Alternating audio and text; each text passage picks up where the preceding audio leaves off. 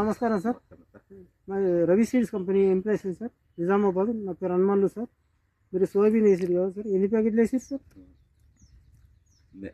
నా పేరు నరేష్, మాది వనెల్కే గ్రామం, నందిపేట మండలం, నిజామాబాద్ డిస్టిక్. నేను వానాకాలం సోయాబీన్ 2 ఎకరాలు విత్తుకోవడం జరిగింది. ఆ 2 ఎకరాలకు 3 బ్యాగులు చల్లుకున్నాను.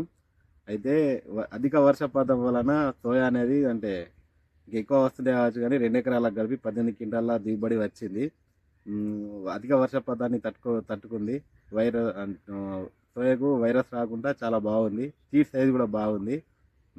ఇంతకుముందు వేరే సీడ్లు వాడినాం, కానీ అవి అప్పుడు అధిక వర్షపాతం లేకుండా అయినా అంత వర్షపాతాన్ని కూడా తట్టుకొని రవి సీడ్ ఉన్నతి బాగా వచ్చింది క్రాప్.